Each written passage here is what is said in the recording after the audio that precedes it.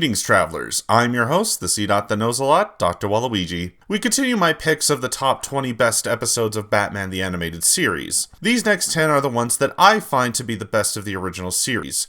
They range from being the ones that I remember the most as a kid for the comedy, and the ones I think hold up as an adult for the writing. So without further ado, here are my top 10 favorite episodes of Batman the Animated Series.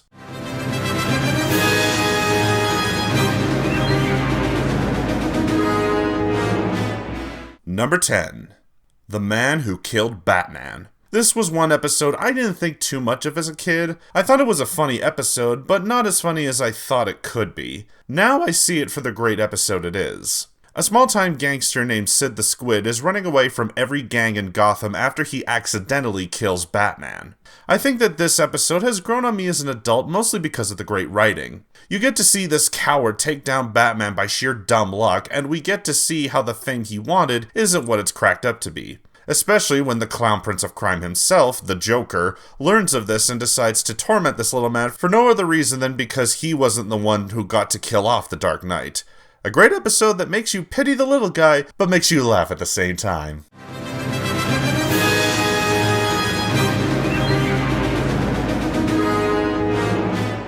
Number 9. Double Talk. Another really great episode involving the ventriloquist and Scarface. Arnold Wesker is being released from Arkham Asylum after massive amounts of therapy. Ready to start a new life free from Scarface's control, he ends up getting a job as a mail clerk at Wayne Enterprises. However, he starts seeing his old pal and is forced to go back to his old career as a criminal. This is a wonderful example of taking an underrated villain and giving him the best character growth in the series. It's been said before that the original Batman series' greatest strength is in its characters, and this is one episode that proves that point. We get to see a character like Arnold, who's been in the background for most of the series, given a chance to be in the foreground and learn more about how he just wants a quiet, normal life. We even get to see Bruce give Arnold a second chance by giving him a job, even though he's been a serious threat to him since Read My Lips. It's also nice that we get to see how the fourth season gave us really great episodes for those who feel that it's not as strong as the earlier seasons.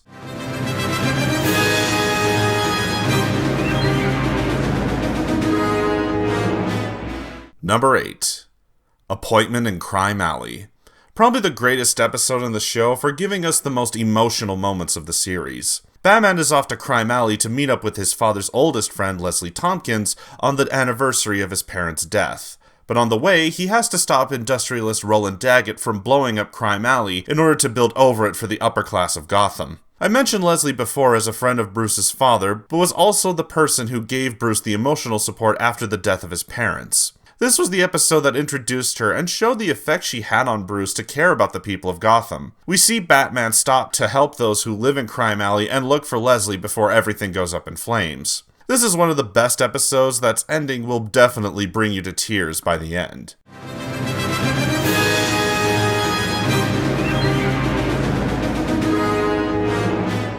Number 7. Over the Edge. One of the most intense episodes of the show by showing us what happens when a man is pushed to the breaking point. After a tussle with the Scarecrow, Batgirl ends up dying in front of her father, Commissioner Gordon. So he goes on a manhunt for Batman and the rest of the Bat family in order to put them away as revenge for causing the death of his daughter. What puts this episode above the others on the list is that it's a roller coaster of emotions. From the somber scenes of Commissioner Gordon discovering his daughter is not only Batgirl, but that she's literally dying in his arms, to the massive war he puts out on Batman, blaming him for not being the one to tell him about his daughter's involvement. It gets so serious that he hires and frees Bane from Blackgate Prison. I've heard many people don't like the ending of this episode as it feels like a cop-out, but because I saw that Scarecrow was in it, I felt like I knew it was going the way it was going. Plus, we still get to see a very intense episode that will leave you on the edge of your seat.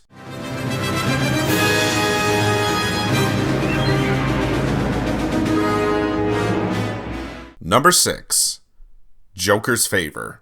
The only other episode with the Joker as the main villain follows a man named Charlie who's just had a bad day and finally takes his anger out on the one person that could make his day and life even worse, the Joker. After he says he'll do anything to stay alive, the Joker decides to have him do a favor at some point as payment for cussing him out. Before anyone asks, no, I don't like the episode because of Harley Quinn. I think the character, just like the Joker, is overrated and gets way too much attention.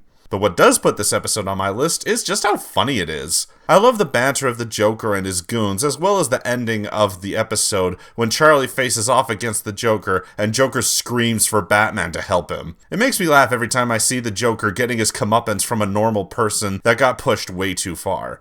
Definitely one of the funniest Joker episodes that everyone should check out.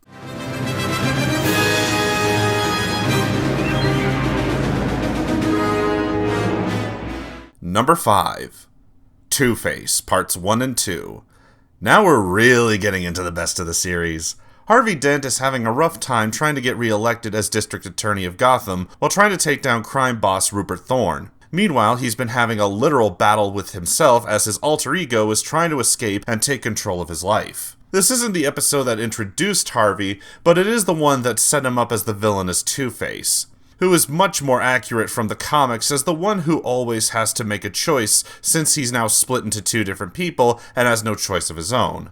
Other than Second Chance, no other episode did Two-Face right, as he would often do things without having to rely on his coin to make a final choice, which is something Two-Face could never do. This episode also had the best romantic couple for a villain, as the person Two-Face loved was the only thing that each side could agree was important and would often be the thing that held them together. A great villain episode that shows the tragedy of Gotham's White Knight.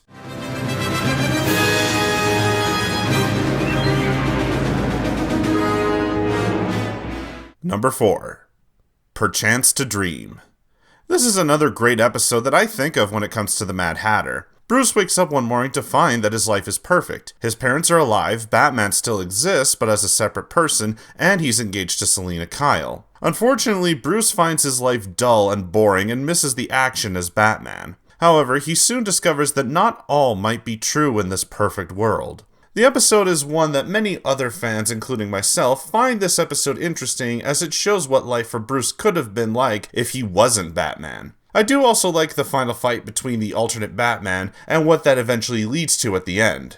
Yeah, spoiler warning for those who haven't seen the episode, but it is the Mad Hatter who creates this perfect world for him, which just proves that the Mad Hatter is one of the underrated Batman villains and needs more love. Another great Mad Hatter episode that shows us that sometimes our dreams should stay dreams.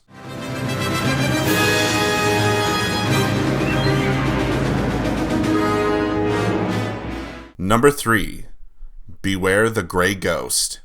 This is the hardest episode to watch nowadays with the cameo they have in it. Batman and the police are dealing with a crime that is related to an old TV show that Bruce used to watch as a kid. So with the help of the old actor from the show, Batman will try and discover who's behind the mad bombings. This episode is one of the best for the mystery and showing off more of the mythos behind Batman's costume and what made him make most of his gadgets. But the most important reason to check out this episode is who they got to voice the Grey Ghost. Adam West came in to voice Simon Trent, aka the Grey Ghost, and he does an amazing job, working off Kevin Conroy, bringing in a somber and tired voice as the actor, but then changes his voice to make it campy and silly in a way that feels natural, unlike the actors they got to play in the Schumacher movies. It was fun to watch two of the greatest Batmen in an episode, but it's sad to know that we will never hear these two great voice actors again. Rest in peace, my friends. You both gave us a massive number of memorable moments that we will hold on to for all time.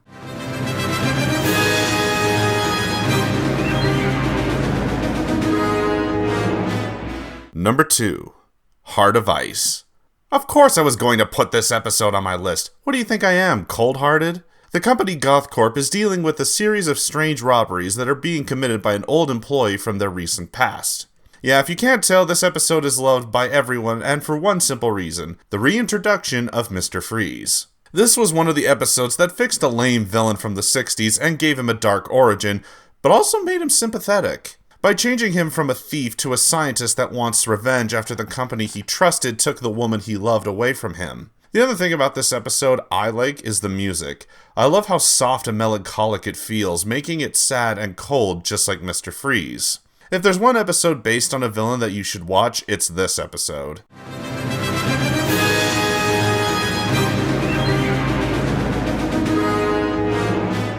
Number 1. Feet of Clay, Parts 1 and 2. So as much as I praise Heart of Ice for the great character of Mr. Freeze, I love this episode because this was the first villain I loved from Batman's Rogues Gallery.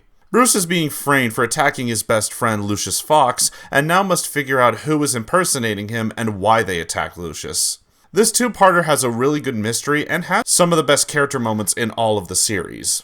Which leads me to my favorite villain in all of Batman, Matt Hagen, aka Clayface. I know many people will disagree with my choice, as villains like the Joker or Ra's al Ghul are more intimidating and iconic, but Clayface I found much more appealing for having the best powers. Yes, I love villains and heroes that have the shape-shifting powers, as they tend to be the most creepy and strategic when using their abilities. Plus, I just liked his Beauty and the Beast written backstory. An actor who was horribly scarred and became addicted to something that could literally reshape his face is something I don't think was done before in a TV show like this. From the design to his origin story, I love this episode and any episode that involves Clayface in Batman series, and this one is the best. Well, thanks for watching. But before I go, there's something I want to say. To Kevin Conroy and his loved ones, thank you so much for giving us these fantastic performances and for making our childhoods and adulthoods awesome. I hope that you know we love you and miss you and hope that you're at peace. Thank you, Mr. Conroy. I'm Dr. Waluigi, and remember to cherish the loved ones in your life, 'cause you'll never know when they'll be gone. Good night, everyone.